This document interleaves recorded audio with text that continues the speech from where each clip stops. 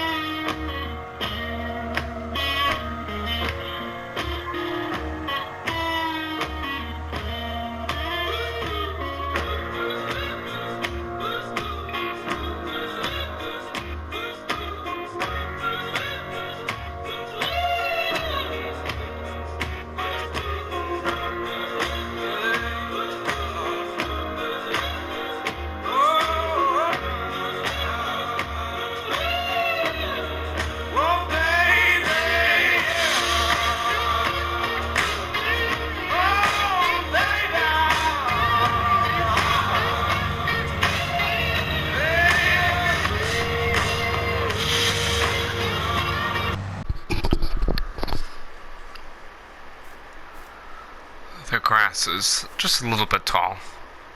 I think it's time I make my commute to work, as the Millennial Farmer says. Alrighty, come on truck, I know you'll start.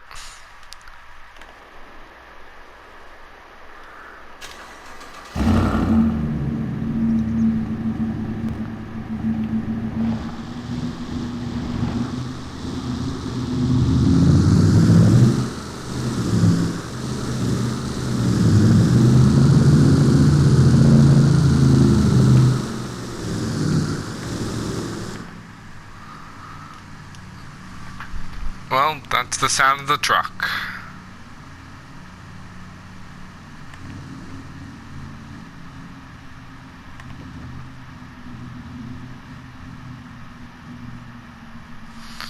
Alrighty, come on. Come on. Warm up. So it is indeed September, the first week of September. Not in real life, obviously, but in the game. On the farm, it is the first week of September. About roughly 90% of all my fields that I planted of corn, soybeans. I didn't plant any, well, I did actually. Corn, soybeans, lentils, and peas. I didn't plant the drum wheat, but I did plant, those were from the fields I bought a while back ago. And I built this farm. When I built this farm, I bought a couple of fields that already had lentils and peas planted, which was very nice. But I planted, which I didn't make a video of, but I did plant a couple of varieties of soybeans and a couple of varieties of corn. I also got a lot of new things on this farm, so for all of you guys who are very excited, because this video I know is going to come out before my other video I just made, probably. The Millennial Farmer Map, for the PC players will be named the Millennial Farmer map, and for people that are on console, like myself, it will be branded one of two things. Originally, it was named Lowry, Minnesota. Now it's going to be named MF Farms, and we'll just see how well that will do. Man, that is a close call, Luca. Close call. Alrighty. So obviously you can tell the corn is pretty much ready to be harvested, and I am very excited to dig into this field to see what it can bring. I'm going to give a quick update, but before I do that, I'm going to roll the intro, because why not? We're on this like $1 million farm. It would be very nice to just roll an intro. I'll make an intro, but I think that'll be nice as I commute to work. Okay.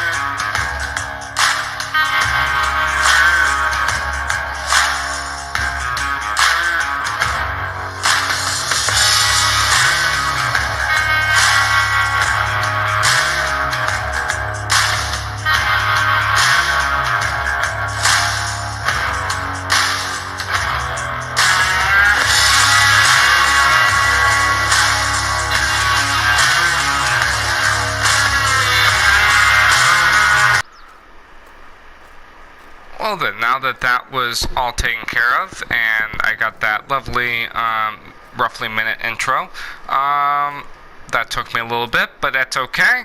Now we are here on the farm. So if you don't know, I based this a little bit off the Millennial Farmer. No copyright, don't worry. It's not really copyright because I built it, and this is my version of it. I want to make that clear. I've gotten a lot of copyright reports on videos that I know weren't copyrighted. I think people just did so because they thought it would be okay, and it's not. So unless it's truly copyrighted, don't copyright people's videos and report them for no odd reason. Anyway, what this is my version. This is basically, in a way, the Millennial farm, but like my farm as well. So I would be running it as if I owned it, not how he does it. So similar equipment. I got a few things different. Not everything is the same. So let's start off with that. But anyway, as I'm walking around in circles, let's go ahead into the lovely big machinery shed and see how I can get this combine out to get harvesting. That being said, I don't even know how I'm going to be able to. I gotta get that tractor out. Lights, camera, action. Look at that. Isn't that wonderful? Beautiful spotlights. I think it's amazing. Alrighty. I'm not actually even sure, but I'm very excited for the map to come out, actually, by Mapper's Paradise. He did an excellent job. I know a lot of YouTubers said that the map, he split up fields, to make it look bigger. That's false, actually. I looked at a comparison of the old map to this map, and the difference is that because FS22 has more flexibility with how big the size of the map is. Think about it this way. This is a 2x map. It's 2 kilometer by 2 kilometer. That's how they measure it. And basically, everything here, like size-wise, is basically on the Millennial Farmer map that Rapper's Paradise make. And then you just put all the fields. He may have shrinked a couple of fields. He might have done something like... But this is, by the way, guys, this is one of Rapper's Paradise maps. So you can very much so guess how he made the map, you know, the Millennial Farmer, using this base of a map to create a 2x2. So, this even could be a 3x3. But what I'm saying is, he added fields because he had more room and add the border on an angle and all that stuff. So, or the town rather. So it's not so much that he split the fields up, if that makes sense. It's more of he was able to add a couple of fields and just shrink a little to fit all the fields to make it as realistic as possible. But anyway, let's go ahead. Let's move. I can turn the lights off because I don't think we're gonna really need it.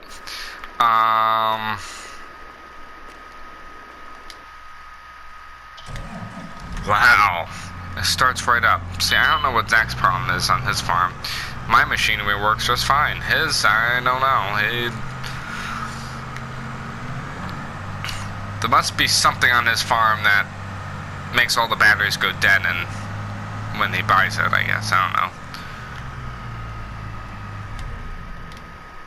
And I just want to point this out that I made all that. I didn't make it, I just put it all there and set it all up. So I put everything together on that. But this is the brand new corn dryer.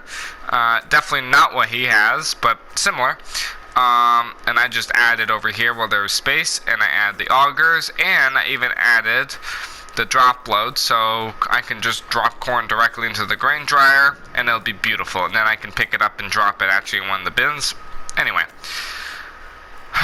making my commute to work. It's a difficult job. It really is, but I don't know if I want to keep that. I think I do, but the Demco has the American flag that I also really, really like, so we'll just see how well that does for the season.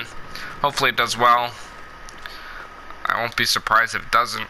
Kidding. Alright, come on.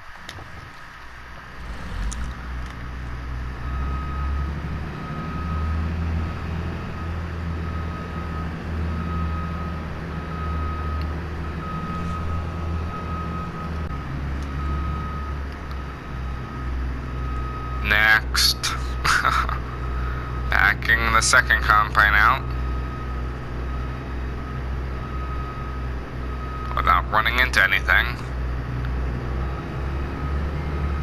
Am I good? I think I'm okay.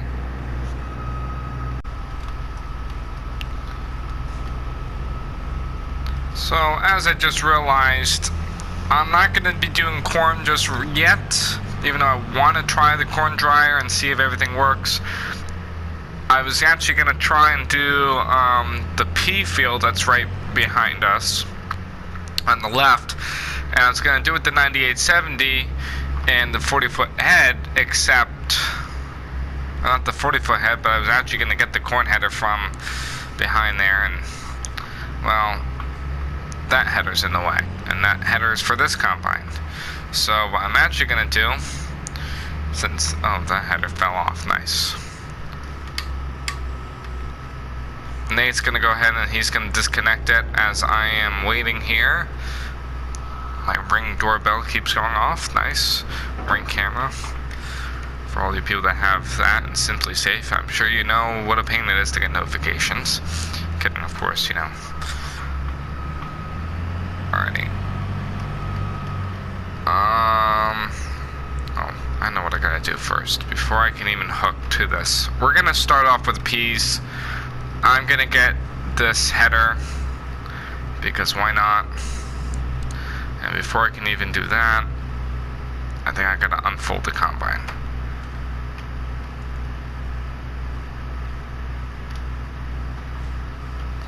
Alright, that button's for what?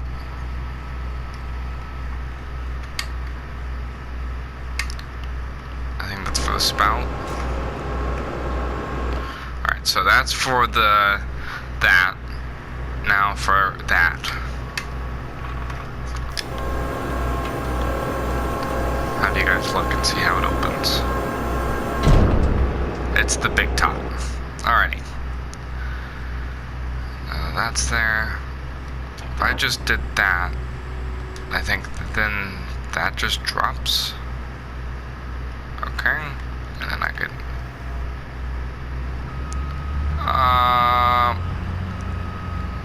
1 to 7. I'm gonna go ahead and I'm gonna start harvesting. If you want to meet me with the the grain cart over, auger wagon.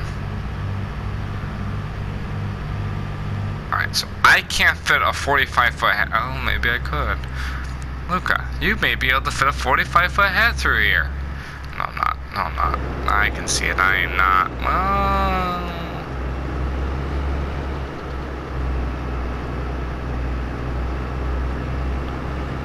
Oh boy, look at that. I fit a 45-foot head through there. Skill, guys. That's just skill. If it was in real life, the Millennial Farmer would be really, really mad at me for doing that if I was driving this combine going through there. I'm sure of it. Alrighty. So now that we got that settled, I think because nobody's answering on the radio, which is telling me that he went for a lunch break, I'm sure, or breakfast break, whatever it is. Whoever was 7, I'm sorry, but... So I gotta come all the way over here. I think I'm gonna get one of the semi-trucks. I'm just gonna park the semi-truck and go from there, if it'll start.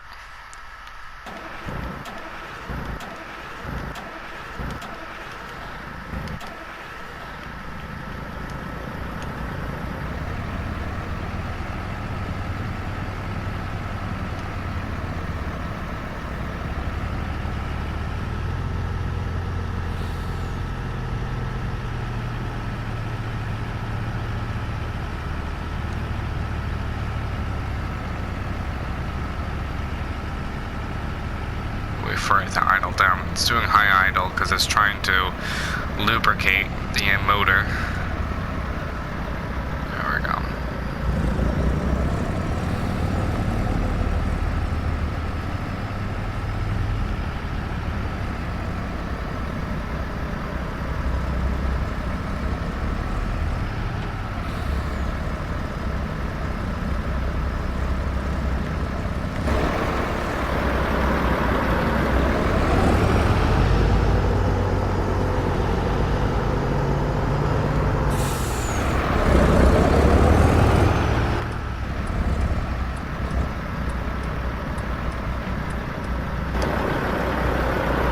So I'm going to leave that running. Well, maybe not.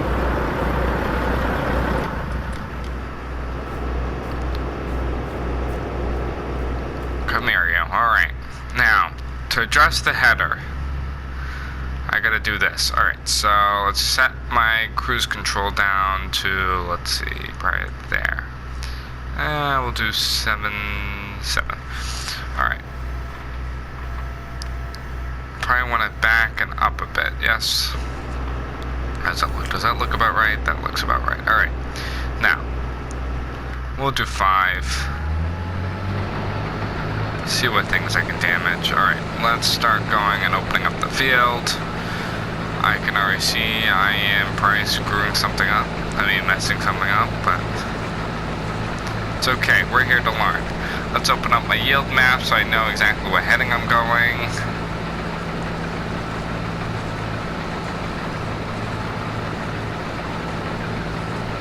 Okay, so apparently my yield average is like 70%, 80% maybe. That's really bad, but that's okay. It's a tough year.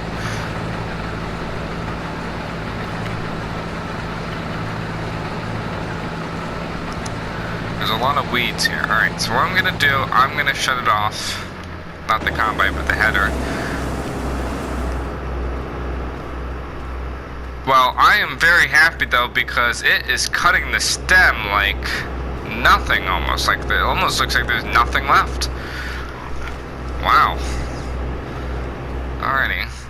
How does the front look? Did I trim the header right? I think I did actually. Wow, look at that. I'm gonna actually have it lean forward though. I don't think I need it that far back. They're short crops, so I'm not like... Okay. reach it to 2200 roughly. There you go. Does that make a difference? I'm hoping it does, because what could have happened very easily is if the reel is too far in, what tends to happen is it cuts the stem, right? Cuts the bottom. The circles cut the bottom. Then you have the peas that are just there, and then the reel, after shoveling it, then the reel picks it up. I'm kind of wanting the reel to guide them in, so they're not, because they're very fragile. I don't want them just to be flying everywhere and making like this kind of dust that you see. And I'm trying to help look at my yield now. So for the non-farmers out there, if you look on my map, which I'm actually going to pop up, we're going to go here, we're going to look at my map. So pH value is fine, it's going to go down a bit. Nitrogen, I'm obviously taking a lot of nitrogen because of what was in the plant, and I'm putting like 20 down. But you look at my yield, right? So we came back here and we stopped, okay? Now I can't zoom in anymore, but right where the top arrow is, there is a slight change. Even here, there is a big change. So just to break it down, we started with like 85, 90? 80, 75, no. So we started off with like 90, 95, okay? That's what we started off with. As then I came to a stop, we were at like 105. And then I decided I'm going to put the reel differently to get a really good average. And now we're like at 115, 110, 115. So to sum that all up, that was before, this is now, I'm holding at 115. That's a pretty good average compared to 95. So from 95 to 115, I'm missing like, I don't know, 5, 10, 15. I'm missing 20%.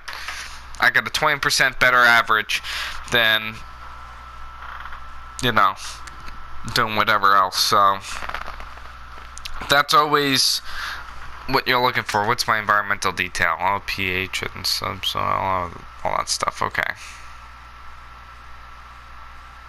Well, that's almost like looking at a credit score, basically.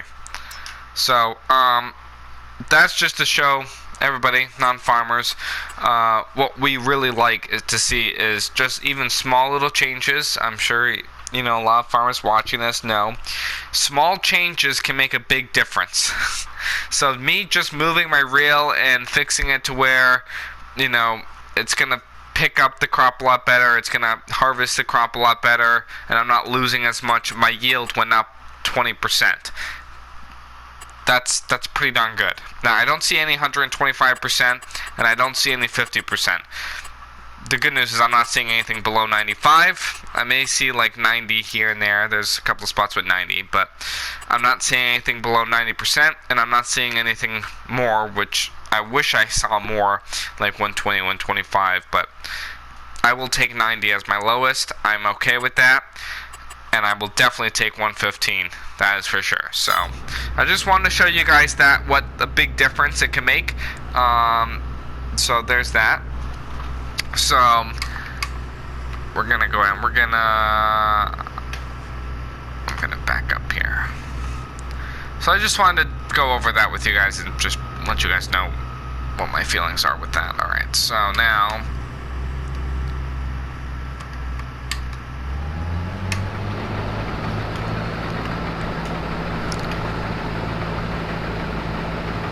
I'm going to go a little bit on an angle just to make sure that my outside is good, and then I'm going to just cruise along. We're going to monitor this. So my chart just went out. Why did it go out? Because I'm still highlighted. That's why. Oops. That's why it went out. The chart got rid of, or didn't show a lot of the other yields, because on my map I took them off so I can show you guys what I'm looking at. So now it's updating, and now it's getting a better yield. So like right now I would be seeing 115, 120. I see a lot of that light green, darker green. That's what I want to see. I want to see a lot of that, only because that's showing me that I am getting a much better reading.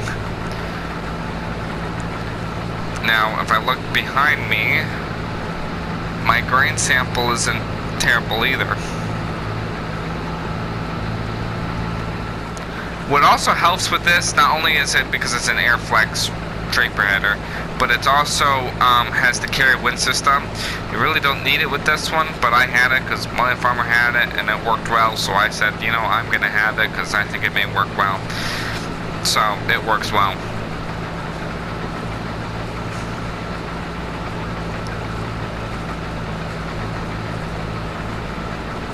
Having that wind system really does help to blow, you know, all the small crops and like lentils. So that field over there, by the way, is a field of lentils. That is my field of lentils, which I will be harvesting the next video. It won't be this video, it'll be the next video. And what's really nice about that is,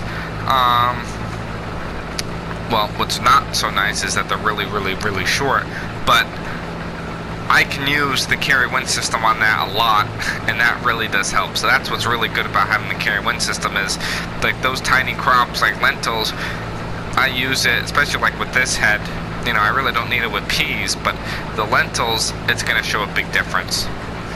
So, I am curious to see what my corn is going to be. I don't know. There are some weeds in those fields. I didn't have the chemicals to spray, nor did I have the proper equipment to till all the weeds up in between the rows when they were young. So the weeds have really definitely overgrown, and the weeds probably have cut down on the yields of corn. But at least the good news is I can harvest wet corn and dry it down. As before, I didn't really have a working corn dryer, so I would always have to pick where it's, like the moisture was very low. So now that I actually have a corn dryer, I just put it in the corn dryer immediately. Then I take another truckload, because I got to transfer from the grain dryer to, because it goes in the auger, and then I can load a truck. And I can either sell it, or I can bring it around and put it in the big bins. So that's really nice.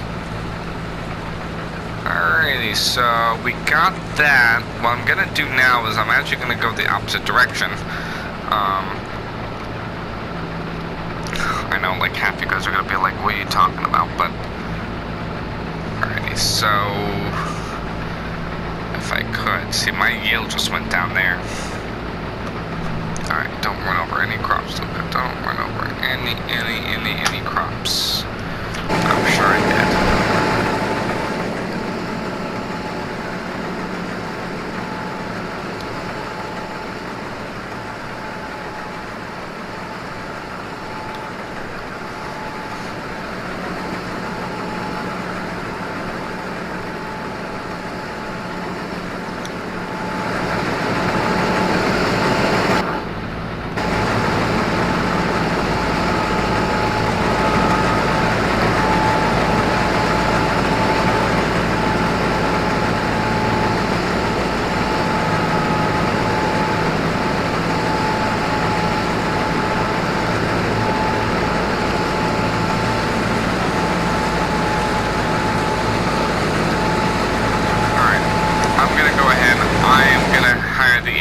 To